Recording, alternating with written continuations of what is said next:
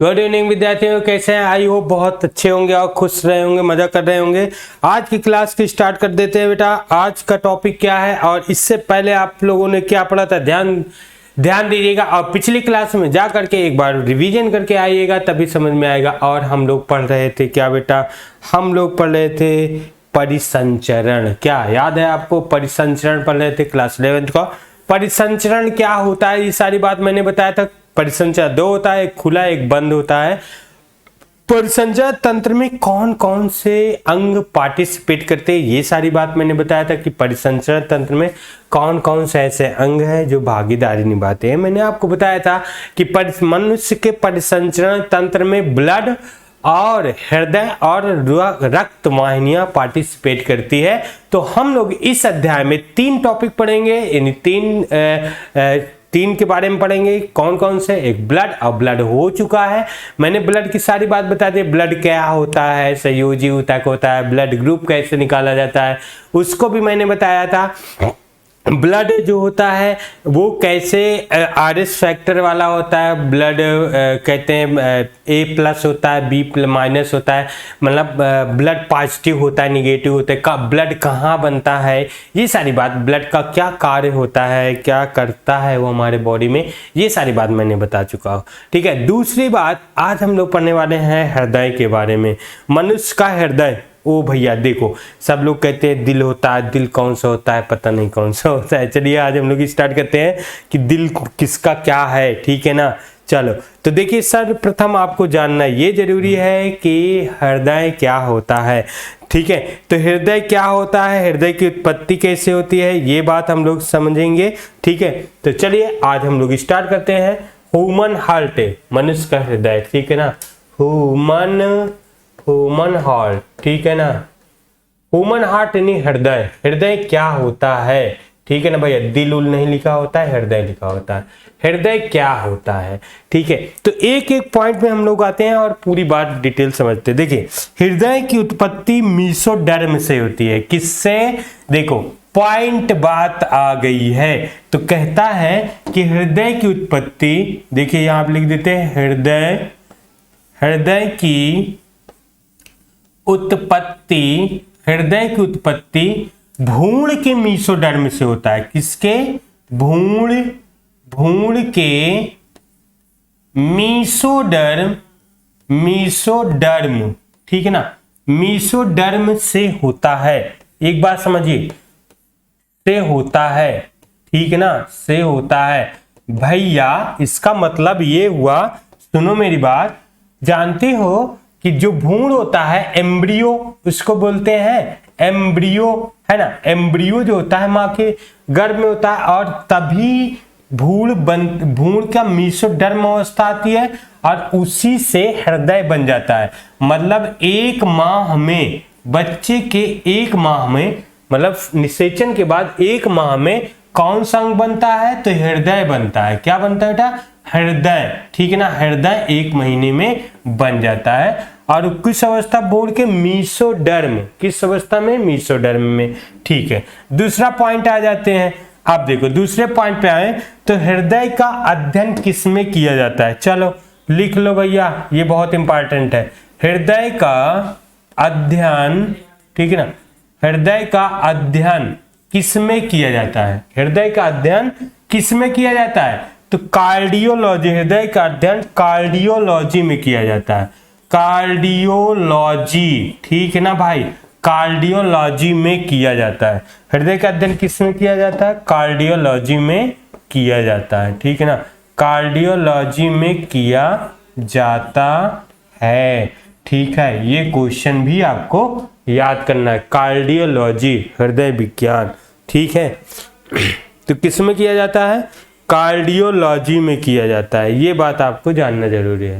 हृदय का अध्ययन किस में किया जाता है? कार्डियोलॉजी। ठीक, चलो अगला देखिए, अगला पॉइंट। ठीक है, मनुष्य का हृदय कितने चैम्बर में होते हैं? 4 चैम्बर। बेसिक बात मैं बता देता हूं, फिर इसके बाद हम लोग आएंगे, पूरा डिटेल पढ़ेंगे। हृदय, मनुष्य का मानव हृदय कितने चैम्बर में? मानव हृदय, ठीक है, 4 चैम्बर में होते, 4 कोष्ठक, कोष्ठ में होते हैं, 4 कोष्ठ। ठीक है, ये बात आपको पता होना चाहिए।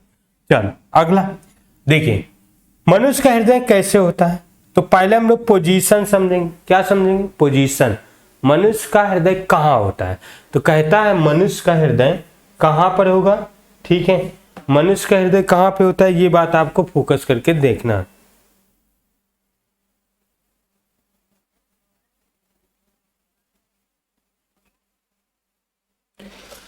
मनुष्य का हृदय देखिए, मनुष्य का हृदय कहाँ पे होता है, पोजीशन हम लोग तो कहेंगे मनुष्य का हृदय वक्ष गुहा। ठीक है ना, देखो वक्ष भाग। ठीक है, ये है यहां से लेकर के यहां तक वक्ष भाग। ठीक है, वक्ष भाग के, ठीक है।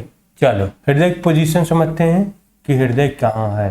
ठीक है, हृदय, मानव हृदय, हृदय के बारे में देख कैसे।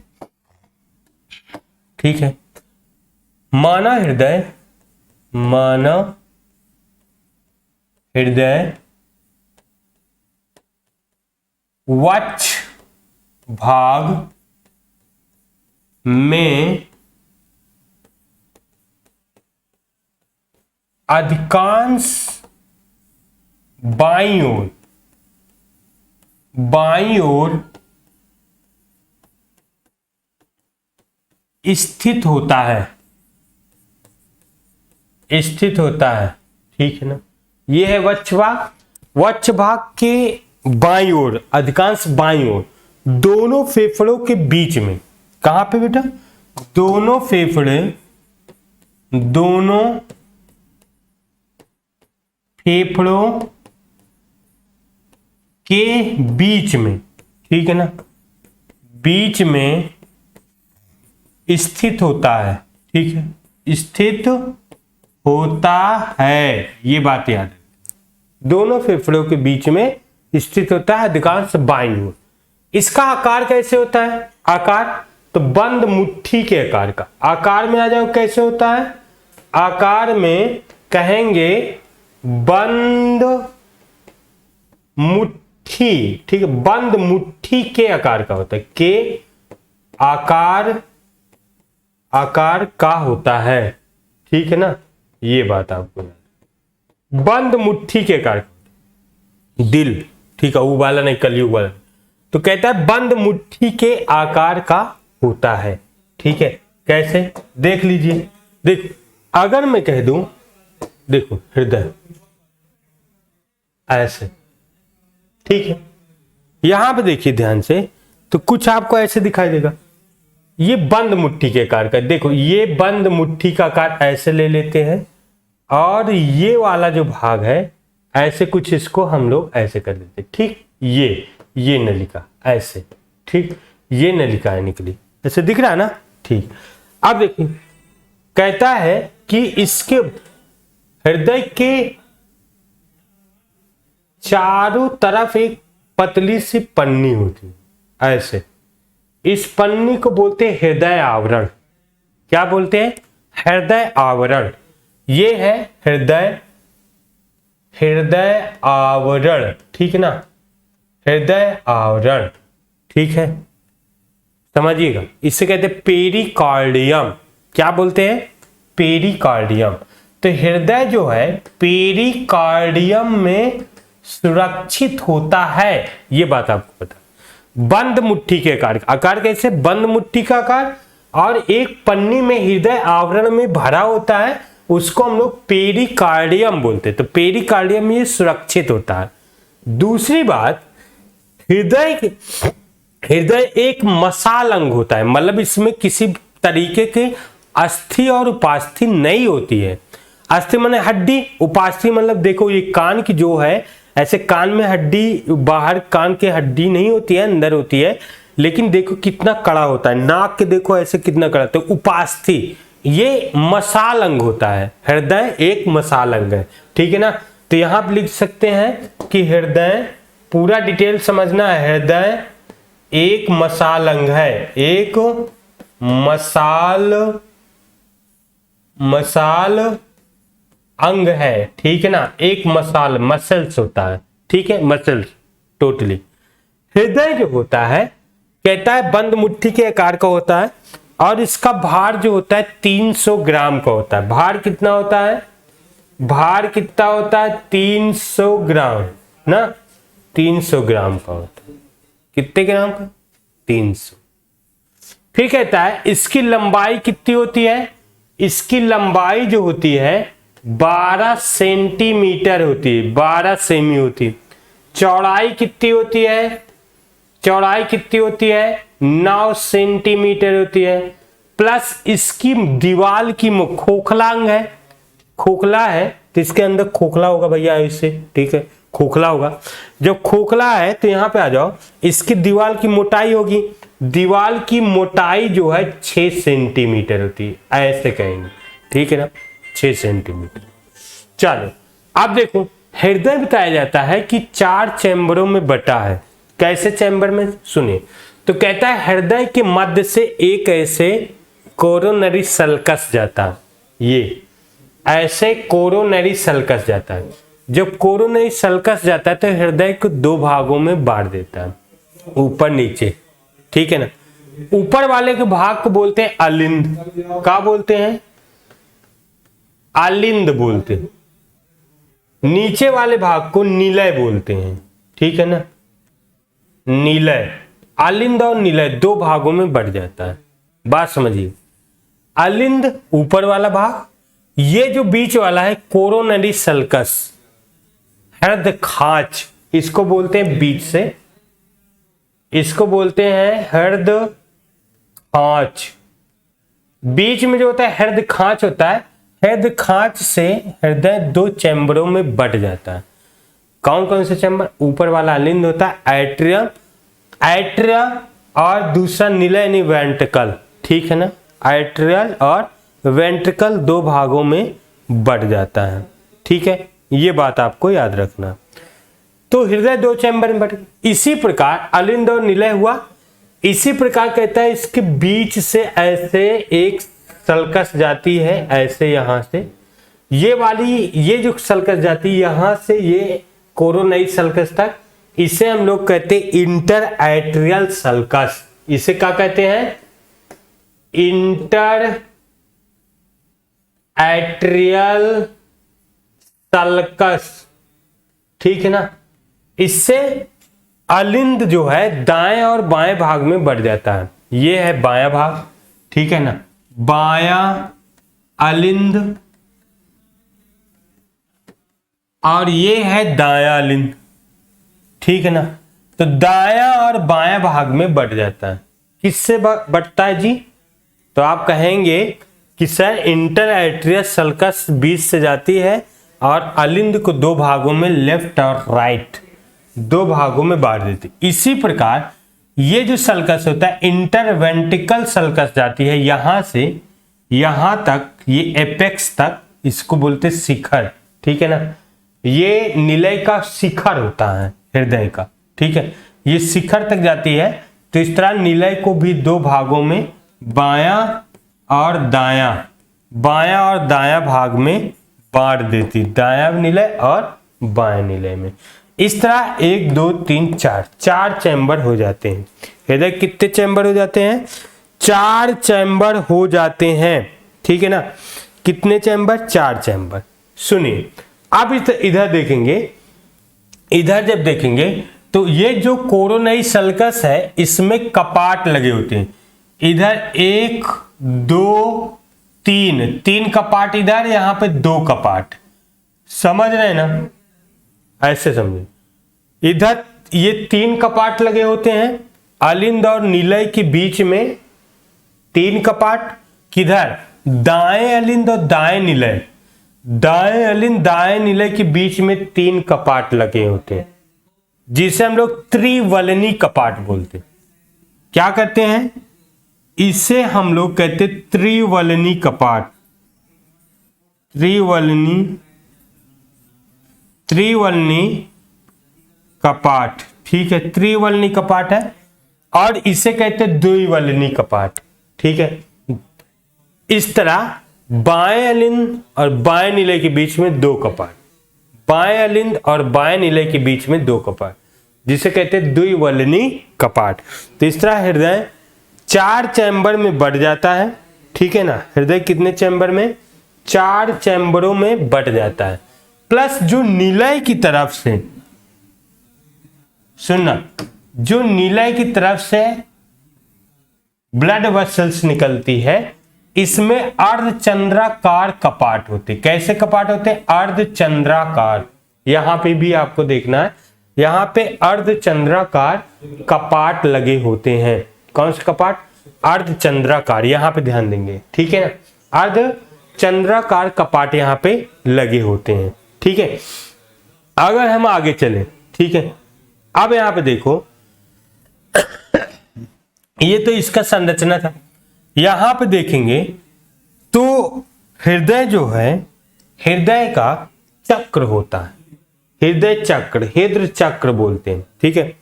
और हृदय के पहले यहां पे इसमें जो है एसन नोड लगा होता है, जिसे हम लोग पेस मेकर बोलते हैं। यहां पे देखना, ये होता है पेस मेकर, ठीक है ना।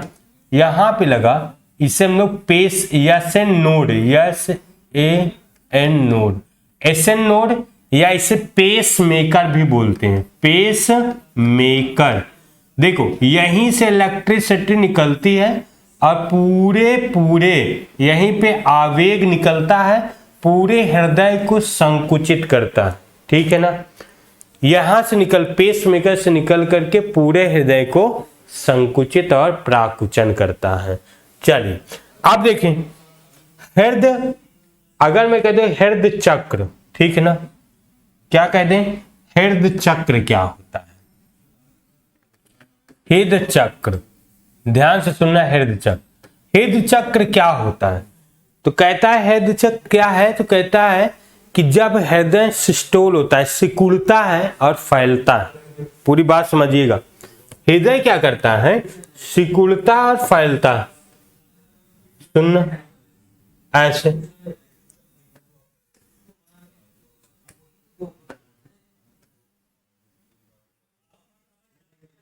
देखिए, हृदय जो होता है 4 चैम्बर में बटा है, ऐसे देखो 4 चैम्बरों में ये बटा। तो ये ऊपर वाला जो होता है अलिंद होता है, ठीक है ना, और नीचे वाला जो होता है निलय होता है, ठीक है।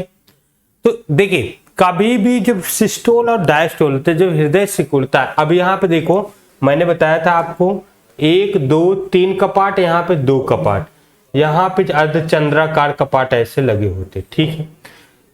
यहां से देखिए ये ऐसे ब्लड वेसल्स आती है, ठीक। अब ब्लड यहां से शरीर में यह ब्लड आए, ठीक है, ब्लड इसमें भी आएगा, ब्लड इसमें आएगा, फिर आगे जाएगा, ठीक है। तो कभी भी हृदय चक्र क्या होता है? हृदय पंपिंग करता है, ठीक है। अब कैसे करता है? हृदय एक साथ सिकुड़ता फैलता है, कहते हैं हार्ट बीट हुआ। तो हार्ट बीट क्या होता है? हृदय चक्र क्या होता है उसको आप समझेंगे। हृदय जब अलिंद सिकुड़ता है तो निलय फैलता है, कभी भी एक साथ ये सिकुड़ता फैलता नहीं है। जैसे अलिंद सिकुड़ा तो निलय उसी समय फैलता है। इसीलिए अलिंद से ब्लड जो है अलिंद से निलय की ओर आता है। जब निलय सिकुड़ता है उसी समय अलिंद फैलता है। तो ये एक के बाद एक होता रहता है, मतलब दोनों साथ नहीं चल सकता भाई। अगर दोनों साथ चलेगा तो ब्लड इधर जाएगा कि इधर जाएगा कि इधर जाएगा, पता नहीं किधर जाएगा। इसीलिए एक क्रम से चलता है। अलिंद सिकुड़ता है तो निलय फैलता है, निलय फैलता है अलिंद सिकुड़ता है। इसका कारण क्या है? देखिए अलिंद सिकुड़ा तो ये कपाट खुल गए, खाट खाट खाट खाट खाट सारे कपाट खुल गए। शुद्ध और अशुद्ध रक्त अभी मैं बताऊंगा किधर बहता है, ठीक है। तो इधर देखिए जब ये पांचों कपाट खुल गए तो नीले में यहाँ पे ब्लड आ गया। जब ये सिकुड़ता है तो ये अर्धचंद्रा कपाट खाट खाट खुलता है, फिर ये बॉडी में ब्लड जाने लगता है, ठीक है। जब ये फैलता है उसी समय इधर से ब्लड आने भी लगता है, ठीक है। तो एक ही डायरेक्शन में बहता रहता है ब्लड, एक ही डायरेक्शन में आलिंद से निलय की ओर ही बहेगा, कभी भी निलय से अलिंद में नहीं जाएगा। तो ब्लड एक ही डायरेक्शन में बन रहा है। तो हृदय चक्र जो होता है ये क्या कहता है कि जब हृदय जो होता है सिस्टोल होता है, संकुचित होता है, डायस्टोल होता है, फैलता है, तो हृदय के सिकुड़ने और फैलने को एक हार्ट बीट बोला जाता है, ठीक है, या हम लोग कहते हैं हृदय चक्र बोलते हैं। जैसे एक सिस्टोल, ठीक है, एक सिस्टोल और एक डायस्टोल, एक सिस्टोल और एक डायस्टोल मिलाकर के हम लोग बोलते हैं हार्ट बीट। क्या बोलते हैं? Heart beat. समझ रहे ना? हृदय चक्र, समझ रहे? सिस्टोल सिकुड़ भी जाए फैल भी जाए तो उसे बोलते हैं वन हार्ट बीट। हृदय चक्र क्या होता है? तो बताया गया कि जब सिकुड़ता है फिर फैलता है, फिर सिकुड़ता है, तब उसे एक हार्ट बीट। सिकुड़ा, फैला, फिर सिकुड़ना, एक हार्ट बीट। समझ रहे ना? हृदय चक्र, ठीक है। हृदय चक्र कहता है कि जब ये सिकुड़ता है और जब ये फैलता है, ठीक है ना, सिकुड़ता और फैलता है, तब हम उसे कहते हैं हार्ट बीट। और फिर देखिए, ये जो है हार्ट बीट जब होता है तो 1 मिनट में पूरे 5 लीटर ब्लड को घुमा देता है। कितने? 5 लीटर ब्लड को घुमा देता है। तो सिस्टोल यानी सिकुड़ना फैलना 1 हार्ट बीट हो गया। अब देखो, जैसे कहते हैं 1 मिनट में कितनी बार? 75 बार धड़कता है, हार्ट बीट होता है ना। कितनी बार? 75 बार, सबको पता है, ठीक है। 1 मिनट में 75 बार, ठीक है। अगर 1 मिनट में 75 बार धड़कता है तो आप सोचिए कि ऐसे सोचना है हम लोगों को। कैसे? सुनो, कहता है कि 75 बार 1 मिनट में, 1 मिनट मतलब 60 सेकेंड में ना, 60 सेकेंड में 75 बार, तो एक हार्ट बीट कितना होगा? 60/75 बराबर 0.8 सेकेंड। ये बात आपको मतलब कि एक हार्ट बीट जो होता है वो 1 सेकंड से भी कम समय लेता है, ठीक है ना। 0.8 सेकेंड में, मतलब 1 सेकंड से भी कम समय में एक हार्ट बीट होता है। एक हार्ट बीट को मतलब सिस्टोल और डायस्टोल। मैंने कहा हार्ट बीट क्या होगा, तो मैंने कहा कि जब हृदय सिकुड़ता है, फैलता है, फिर सिकुड़ता है, तो एक हार्ट बीट होता है। सिकुड़े, फैले, ठीक है, तो एक हार्ट बीट। तो अब देखिए यहाँ पे मैंने कहा कि जैसे 1 मिनट में 75 बार नहीं, 60 सेकेंड में 75 बार, तो एक हार्ट बीट कितना होगा? 0.8 सेकेंड में। 8 सेकेंड यानी 1 सेकेंड से भी कम समय में एक हार्ट बीट होता है, ठीक है ना।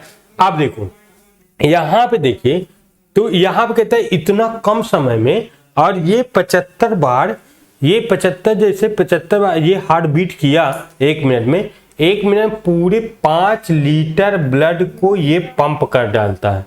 इतना तेजी से पंप करता है, पूरे 5 लीटर को ये पंप कर देता है, ठीक है ना। तो इसे कहते हैं हार्ट बीट, ठीक है। दूसरी बात, इसमें देखिए जब हार्ट बीट होती है तो इसको स्टेथोस्कोप द्वारा नापा भी जाता है। किसके द्वारा? स्टेथो। तो इसमें कहता है हार्ट बीट जब होता है तो साउंड भी होता है। क्या होता है? ध्वनि। तो हम कहेंगे हृदय की ध्वनि, हृदय की ध्वनि। कितनी ध्वनि होती है हृदय में बेटा? 4 ध्वनि होती है। 4 ध्वनि में 2 ध्वनि सुनाई देती है, 2 ध्वनि नहीं सुनाई देती, 2 ध्वनि सुनाई देती है।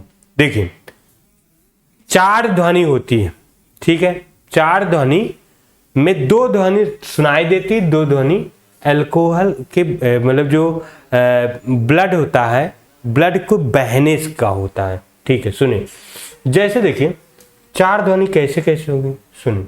ये हार्ट बीट, यहाँ पे मैंने कहा ये 4 चैम्बर है, 1 2 3, 1 2 3, ये त्रिवल्नी कपाट है, ये द्विवल्नी कपाट, ये अलिंद और नीले के बीच में, यहाँ पे अलिंद और नीले के बीच में, ठीक। ब्लड कैसे डायरेक्शन में आएगा? अलिंद से नीले, अलिंद से नीले, ठीक है।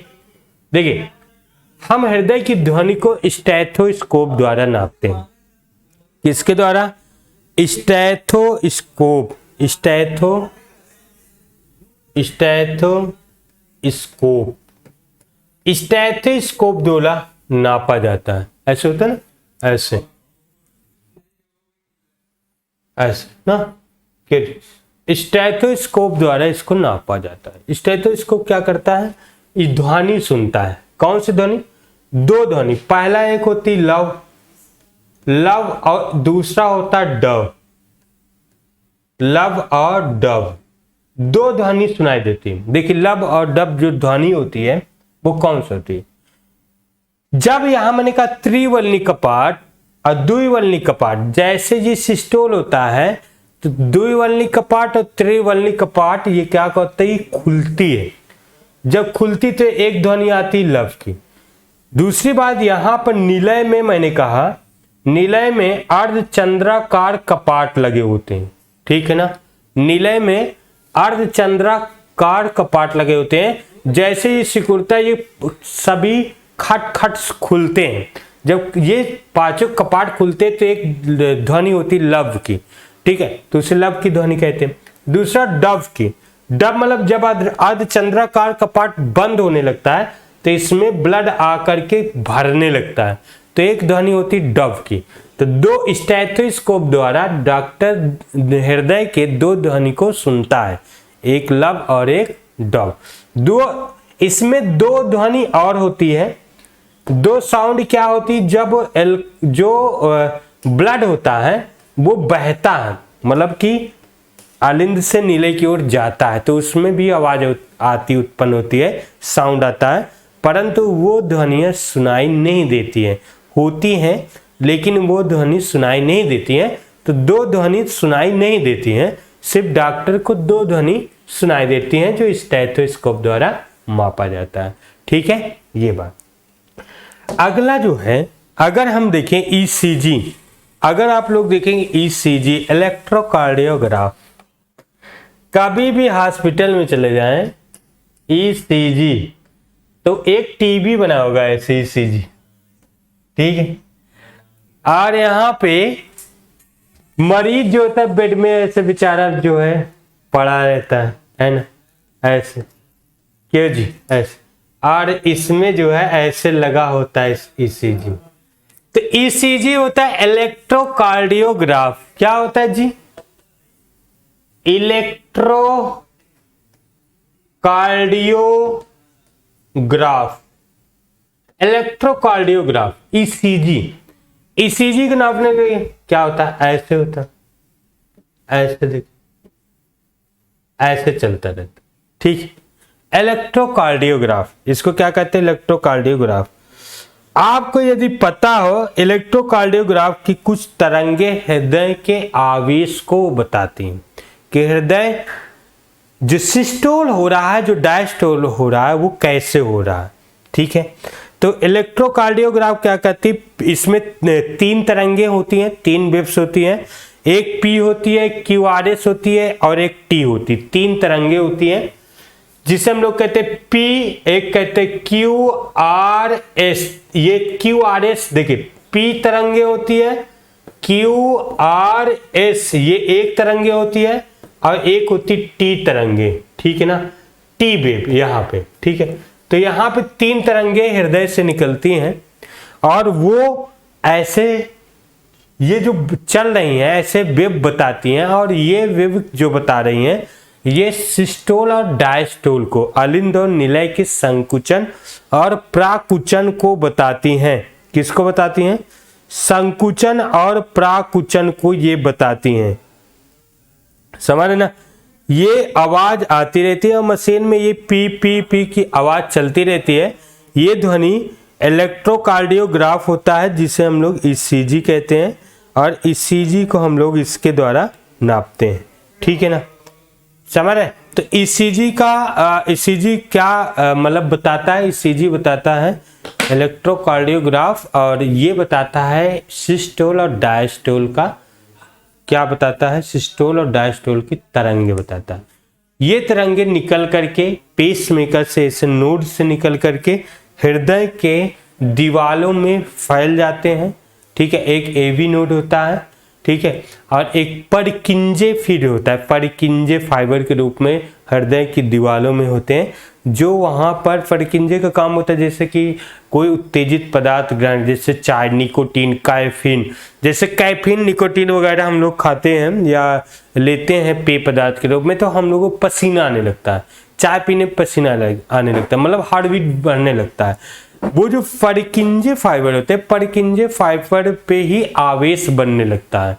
जैसे चाय पीते, निकोटीन लेते, तंबाकू खाते या कोई नशा करता है इंसान, तो तेजी से पसीना आने लगता है, तो मतलब कि हार्ट बीट बढ़ने लगता है। समझ रहे?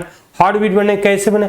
परकिंजे पर ही आवेश उत्पन्न होने लगते हैं, परकिंजे पर ही आवेश उत्पन्न होते हैं, इसलिए मनुष्य को पसीना आने लगता है और हार्ट बीट तेजी से बढ़ने लगता है। ठीक है, तो इस तरह ईसीजी देखेंगे और फिर अगली क्लास में आएंगे तो डबल सर्कुलेशन और इसके जो और भी हृदय के हार्ट अटैक है, हृदय शूल है, और जो भी क्वेश्चन छूटा गया हृदय से रिलेटेड वो सारी क्वेश्चन वहाँ पे बात करेंगे।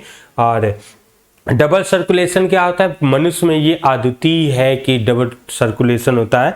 जिस भी हृदय में 3 चैम्बर होते हैं, ठीक है, जिसमें 3 चैम्बर होते हैं उसमें डबल सर्कुलेशन नहीं होता है। और भी हम लोग छोटे जीवों में चले जाएं तो पहले 1 चैम्बर वाले होते थे, फिर मछलियाँ आई 2 चैम्बर, फिर 3 चैम्बर वाले आए, ठीक है, फिर इसके बाद पक्षी आई, चिड़िया आई तो चिड़िया 4 चैम्बर, मनुष्य 4 चैम्बर में।